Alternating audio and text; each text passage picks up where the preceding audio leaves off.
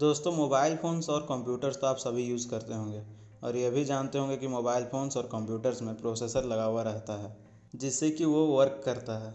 पर क्या आपको पता है कि वो प्रोसेसर रेत से बनता है? तो दोस्तों, आगे इस वीडियो को देखते रहिए। इस वीडियो में मैं आपको बताऊंगा कि प्रोसेसर कैसे बनता है और वो कैसे बनकर मोबाइल में लगाया जाता है या कंप्यूटर्स में। एक्चुअली जो आपके फ़ोन में प्रोसेसर यूज़ होता है उसका बेसिक फंक्शन एक सिलिकॉन चिप जो उसके अंदर लगा हुआ रहता है और उस सिलिकॉन चिप को बनाने का रॉ मटेरियल है सिलिका, जो कि रेत से पाया जाता है। अब यहाँ आपके मन में एक क्वेश्चन आता होगा कि मोबाइल फ़ोन के प्रोसेसर को बनाने के लिए सिर्फ सिलिकॉन का ही यूज़ क्यों किया जाता है? तो दोस्तों, सिलिकॉन एक सेमी कंडक्टर नेचर का एलिमेंट है।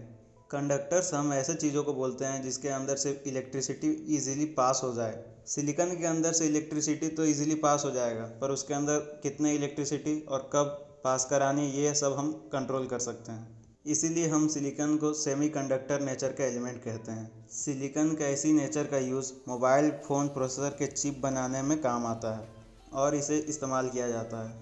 ये पूरा प्रोसेस बेसिकली दो फैक्ट्रीज में किया जाता है। पहले फैक्ट्री में सैंड को हीट करके 1000 डिग्री ऑफ सेल्सियस में और स्पेशल केमिकल ट्रीटमेंट से उसके अंदर से सिलिकॉन निकाला जाता है।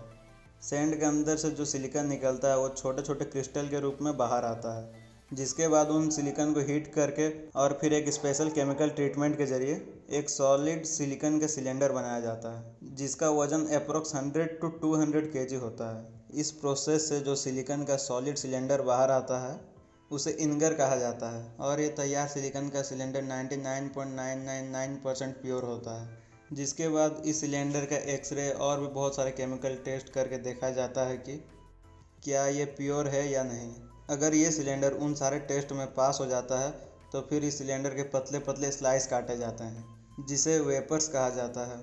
ये वेपर्स चिप मैन्युफैक्चर के बताए गए थिकनेस पर काटा जाता है, जिसके बाद इन वेपर्स को पॉलिश करके बिल्कुल स्मूथ बना दिया जाता है जिससे इनके सरफेस का रफनेस एकदम गायब हो जाता है। अब यहाँ पर पहले फैक्ट्री का काम ख़त्म हो जाता है। अब ये तैयार वेपर्स उन कंपनियों को पहुँचा दिया जाता है जहाँ पर चिप मैन्युफैक्चरिंग का काम होता है, यानी कि जहाँ पर फैब्रिकेशन का प्रोसेस होता है। जहाँ पर पहुँचने के बाद इन वेपर्स के ऊपर मिलियंस ऑफ ट्रांजिस्टर बनाए जाते हैं। जिस प्रोसेस की शुरुआत होती है कि सबसे पहले एक इंडिविजुअल चिप की ब्लूप्रिंट बनाने से, जो कि आर्म नाम की कंपनी मैन्युफैक्चर करती है और वो सभी मोबाइल बनाने वाले कंपनीज़ को सप्लाई करती है।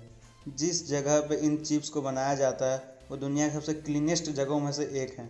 यानी कि आप कभी अगर किसी ऑपरेशन थिएटर में गए होंगे तो आप देखेंगे कि वहाँ कितनी साफ़ सफाई होती है। जिन लैब्स में इन प्रोसेसर को बनाया जाता है वहाँ पर ऑपरेशन थिएटर से भी 100 टाइम्स या 1000 टाइम्स ज़्यादा साफ़ सफाई का ध्यान रखा जाता है, क्योंकि एक नाखून के बराबर चिप में वहाँ पर मिलियन ऑफ ट्रांजिस्टर बनाया जाता है। वहाँ पर एक छोटा सा डस्ट पार्टिकल भी पूरे सर्किट को ख़राब कर सकता है। अब यहाँ फाइनली शुरू होता है वेपर्स के चिप्स में बदलने का प्रोसेस, जहाँ पर सबसे पहले इन वेपर्स के ऊपर एक सिलिकॉन डाइऑक्साइड की लेयर चढ़ाई जाती है।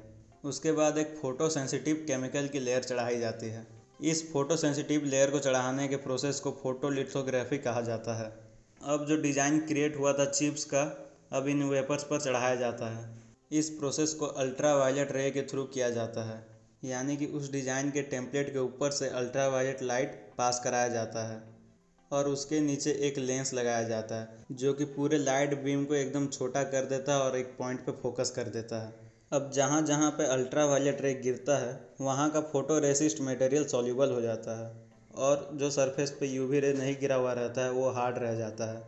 अब इन वेपर्स को एक सॉल्वेंट में डुबाया जाता है जहाँ पर जो भी सॉल्यूबल मटेरियल्स हैं वो धुल के हट जाते हैं और जो हार्ड सरफेस रहता है बस वही बच जाता है। इसके बाद शुरू होती है एजिंग प्रोसेस, जिसके बाद फिर फोटो रेजिस्ट लेयर को हटाया जाता है। अब ट्रांजिस्टर का जो डिज़ाइन शेप था वो दिखाई देने लगता है, जिसके बाद फिर उसके ऊपर एक फोटो रेजिस्ट लेयर का केमिकल बैठाया जाता है और फिर से उसे यूवी लाइट रेस में एक्सपोज करके धोया जाता है। उसके बाद डोपिंग प्रोसेस शुरू होता है। यहाँ पे सिलिकॉन के अंदर आयन इम्प्लीमेंट किए जाते हैं जिससे कि ट्रांजिस्टर्स के अंदर इलेक्ट्रिसिटी का फ्लो कंट्रोल किया जा सके। इस डोपिंग प्रोसेस के बाद फोटो लेयर रजिस्टर को हटा दिया जाता है और उसके ऊपर कॉपर की लेयर चढ़ाई जाती है, जिसके बाद चिप के अंदर डिज़ाइन के अनुसार वायरिंग की जाती है। ये सभी चीज़ें एकदम माइक्रोस्कोपिक लेवल पे होती है, इन्हें आप नॉर्मल आंखों से नहीं देख पाएंगे। आप जो एकदम पतला सा चिप देखते हैं उसके अंदर 7 से 8 लेयर ऑफ वायरिंग होती है। उसके अंदर काफ़ी बारीकी से काम होती है और फिर उसके बाद वेपर्स को कट कर दिया जाता है। एक वेपर के अंदर बहुत सारे चिप्स बनते हैं जिसको अलग अलग करके कट करके निकाल दिया जाता है। अब हर चिप की टेस्टिंग की जाती है और फिर उसे फाइनली पैक कर दिया जाता है। इन चिप्स की पैकेजिंग एक स्पेशल काले कलर के केस में की जाती है जिसकी साइड साइड से कांटे निकले हुए रहते हैं, जिसे शायद आपने देखा भी होगा। और फिर उसी केस के अंदर इन चिप्स को अपने वायर से जोड़ा जाता है, यानी उसके अंदर वायरिंग की जाती है। आप लोगों को जो उस काले कलर के केस के दोनों तरफ वायर निकले हुए दिखते हैं वो वायर्स चिप्स के अंदर जाके जुड़े हुए रहते हैं।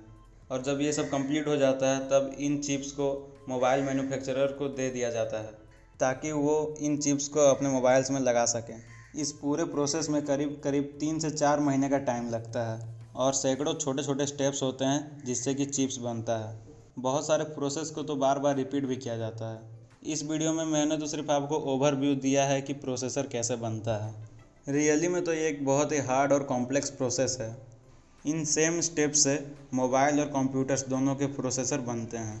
यहाँ पर फ़र्क सिर्फ इतना आ जाता है, मोबाइल मैन्युफैक्चरर कंपनीज़ को चिप्स दूसरे कंपनी सप्लाई करते हैं, वहाँ कंप्यूटर मैन्युफैक्चरर कंपनीज़ खुद अपने ब्लूप्रिंट बनाते हैं। जैसे कि इंटेल, वो अपने चिप्स और ब्लूप्रिंट खुद ही बनाती है। एक छोटे से माइक्रो चिप के अंदर मिलियंस ऑफ ट्रांजिस्टर लगे हुए रहते हैं और इन्हीं इंडिविजुअल ट्रांजिस्टर के बीच का जो डिस्टेंस है उसे आप नैनोमीटर से नापते हैं। जैसे कि आप लोग सुनते होंगे 8 नैनोमीटर का प्रोसेसर, 4 नैनोमीटर का प्रोसेसर, 10 नैनोमीटर का प्रोसेसर, ये इन्हीं 2 ट्रांजिस्टर का बीच का डिस्टेंस होता है। ये डिस्टेंस जितना कम होगा उतना ही प्रोसेसर का एनर्जी कंजप्शन कम होगा और वो ज़्यादा फास्ट काम कर पाएगा, जो कि बहुत ही अमेजिंग बात है। तो दोस्तों, वीडियो को अब तक देखने के लिए थैंक्स। वीडियो अगर आपको अच्छी लगी हो तो वीडियो को लाइक, शेयर, कमेंट ज़रूर करना और हमें सपोर्ट करने के लिए चैनल को सब्सक्राइब भी ज़रूर करना।